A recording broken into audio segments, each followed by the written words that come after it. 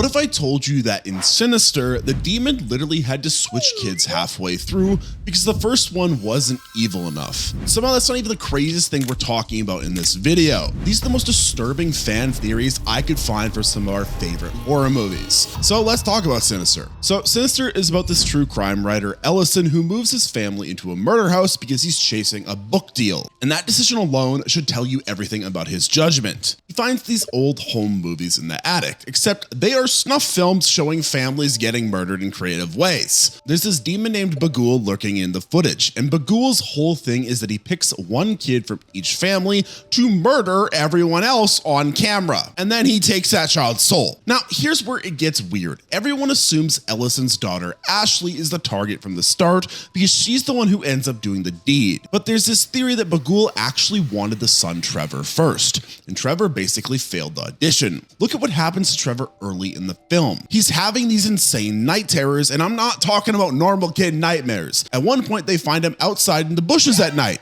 completely unconscious and twisted up in this unnatural position. Another time, he's somehow gotten himself inside of a box while asleep. The movie plays it off as stress from moving, but that's not stress. That's demonic interference. Bagul doesn't just randomly pick kids either. He tests them first. And with Trevor, there's this scene where he has a night terror right after glimpsing Bagul's face. The theory goes that Bagul appeared to him directly, trying to manipulate him, and Trevor couldn't handle it. His brain just shut down instead of getting corrupted. So Bagul moved on to Ashley, who was younger and way more susceptible to supernatural manipulation, which means the family was doomed even earlier than we thought, because Bagul wasn't leaving that house without getting one of those kids. Trevor just happened to be attempt number one. What makes this disturbing is how the movie tricks you. You're watching Trevor have these episodes and you're worried about him, but he was already rejected by the demon. Ashley was the real threat the entire time, drawing her creepy pictures and being all quiet. Bagul looked at Trevor and went nah, and then looked at this little girl and went perfect. At least Bagul had to audition kids individually. But what about when sloppy editing reveals the truth of your horror movie?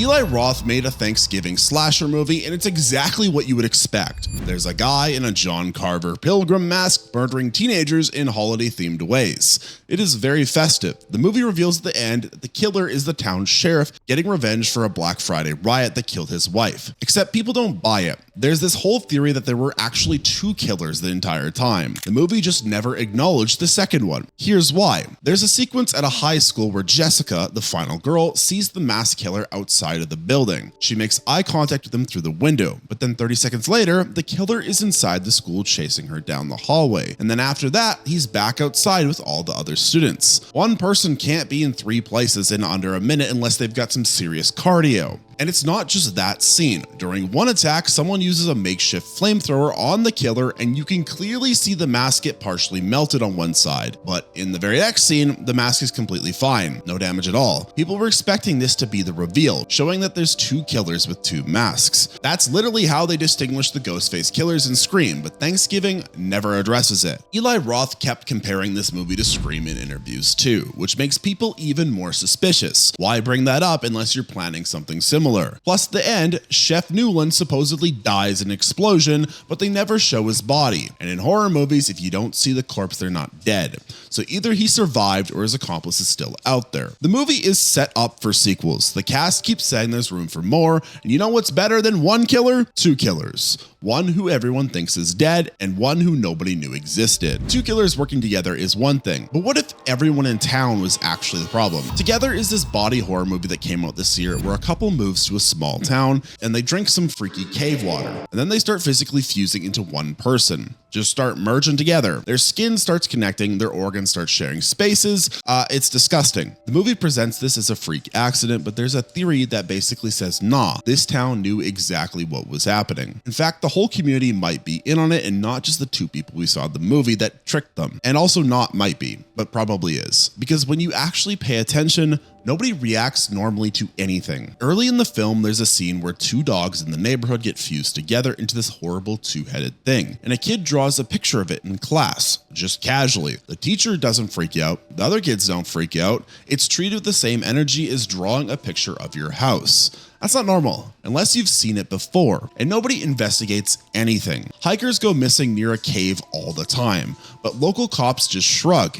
The couple's landlord never comes back to check on them, even though there are clearly strange noises. Their therapist dismisses all of their concerns too. Everyone's just a little too chill about the fact that people keep vanishing or acting weird. The theory says that there's been a fusion cult operating in this town for generations. The old church in the movie is revealed to be connected to this century-old group that believe true love means literally becoming one flesh. And most of the people living there have either already gone through it or they're helping recruit new victims. The couple didn't randomly find this town. They were lured there. That perfect job opportunity, that cheap rent, the friendly supervisor who keeps insisting they spend more time together. All of it was grooming them for the cave ritual. Even the supervisor turns out to be a fused creature at the end, so he was obviously in on it from day one. The disturbing part is that it makes every friendly neighbor and every casual conversation into part of the giant conspiracy. So making creepy fusion monsters is scary, but what if you cause it yourself? The Color Out of Space has this teenage girl named Lavinia who's really into witchcraft. She's got the Necronomicon, she's doing rituals, and it's very edgy. At the start of the film, she performs this spell where she cuts her hand and begs to get out of this boring farm life. She wants escape and she wants change. She's desperate. Then a meteor crashes into their property like the next day. The movie acts like this is a coincidence. Oh look, space meteor, what are the odds? Except people who know Lovecraft lore immediately notice that Lavinia is named after a character from a completely different Lovecraft story called the Dunwich Horror. And in that story, Lavinia Whately uses the Necronomicon to summon an ancient god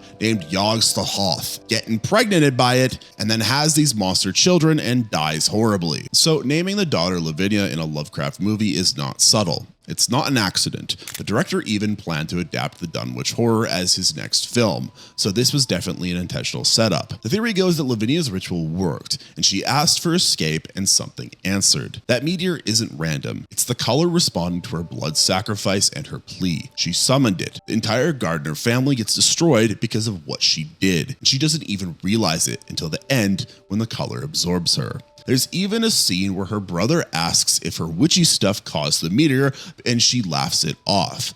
The timing is a little too perfect. Ritual one night, meteor the next morning. And the way Lavinia gets taken at the end feels different from how everyone else dies. She has this weird psychic moment with the color, seeing alien words, almost like she's merging with it. Maybe that was the deal. Maybe Yog-Sothoth took her as payment. The movie is full of Lovecraft Easter eggs too. References to Arkham, Mystotonic University, all connected to Yog-Sothoth's mythology. The director definitely knew what he was doing. But now let's talk about The Conjuring 2. The Conjuring 2 has Lorraine Warren fighting the demon Valak, who appears as a creepy nun. It's pretty straightforward, but then they made a spin-off movie called The Nun, about a completely different character named Sister Irene, who's also fighting Valak, and people immediately notice something. Lorraine Warren is played by Vera Farmiga. Sister Irene is played by Tasia Farmiga.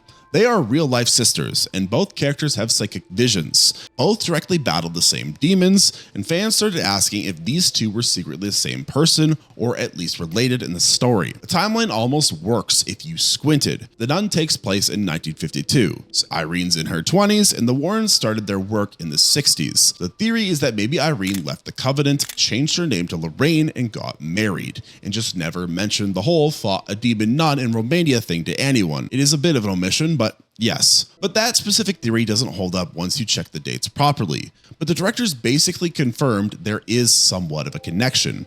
In The Nun 2, they reveal that Sister Irene is a descendant of Saint Lucy, and that's why she has divine protection. She can't be burned alive because Saint Lucy couldn't be burned. It's in her blood. And the director heavily implied that Lorraine Warren shares this bloodline. They're distant relatives through some blessed family line going back centuries. That's why both of them can see visions from God and resist demonic attacks. That's why Valak keeps targeting them specifically, because it's fought this bloodline before and lost. Casting the Farmiga sisters wasn't just a cute nod, it was hinting at this the whole time.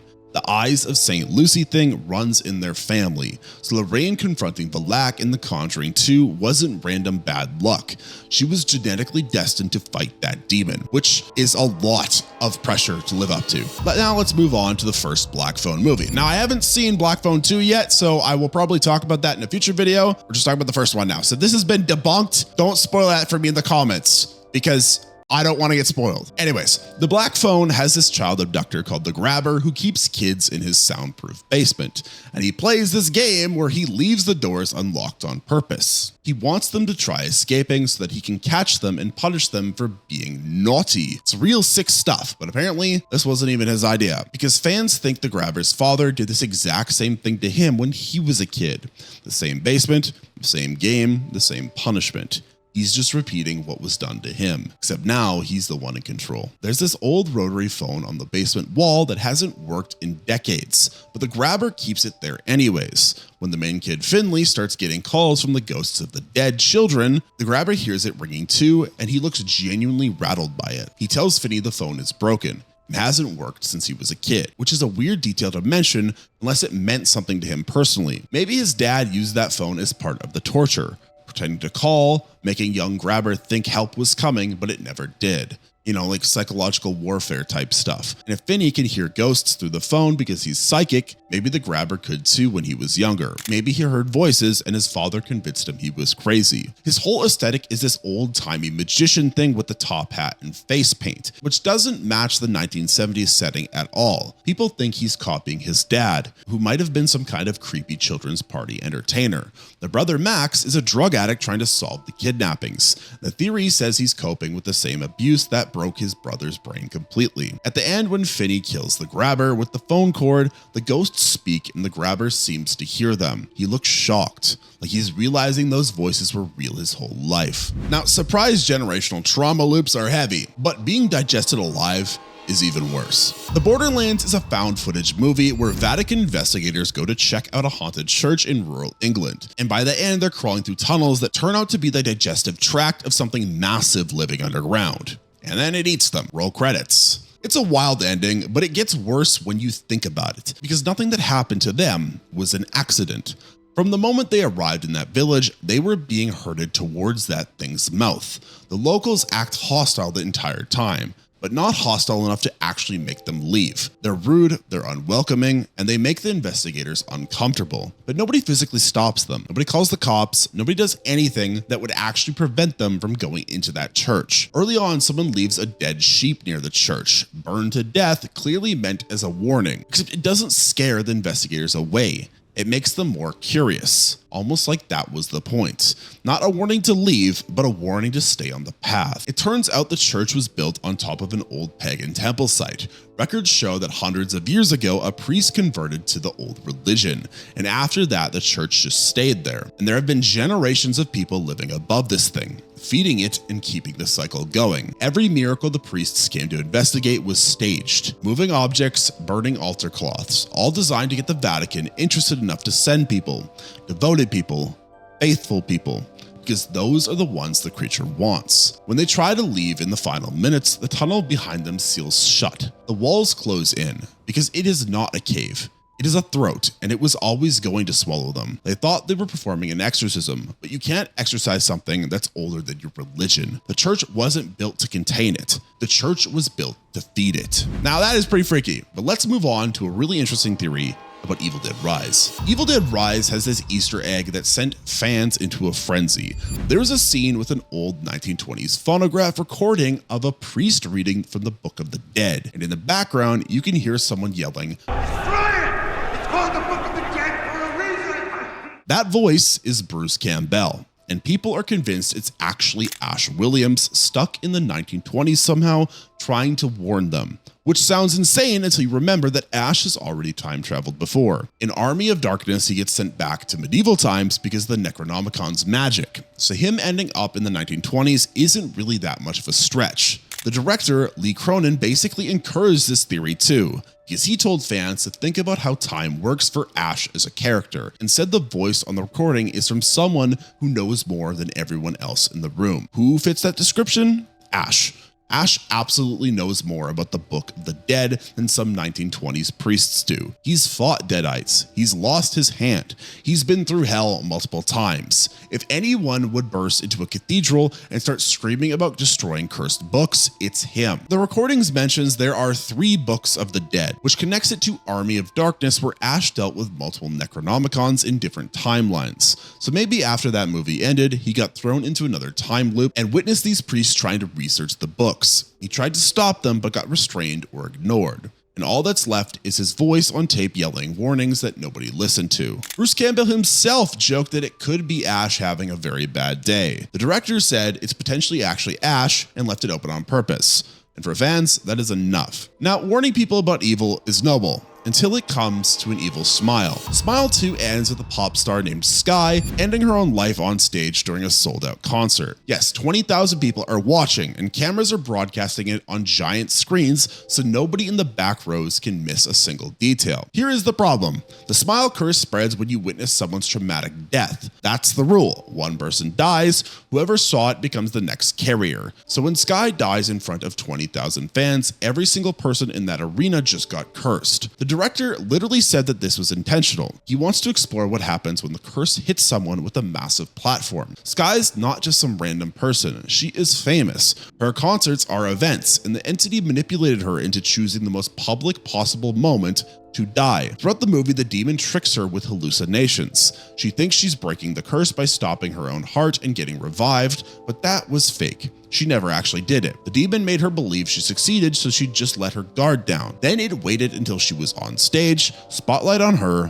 thousands of phones recording, and it forced her to end it right there. Fans are saying the next movie is going to be an epidemic now, and not just one person at a time anymore. Now you've got thousands of carriers who could spread it to thousands more. If even one of those concert goers posts a video of what they saw, it could go viral online too. The curse doesn't care about views versus in-person witnesses. The director keeps talking about doing Smile 3 on an even bigger scale, which is horrifying when you think about the math. 20,000 witnesses means 20,000 potential deaths. Each of those deaths could have witnesses too. It is exponential. The first Smile was about one woman trying to survive. Smile 2 was about a celebrity trying to survive, and Smile 3 might be about society trying to survive. But those are just some of the theories I could find of our favorite horror movies. If you enjoyed watching this video, make sure to give it a like and comment down below any of your own theories or what you think of these theories. Make sure to subscribe to the channel for more content like this and hype this video so more people can see it. Just like smash the hype button over and over again. And if you want to watch another one of my videos right now, you can click the video on screen.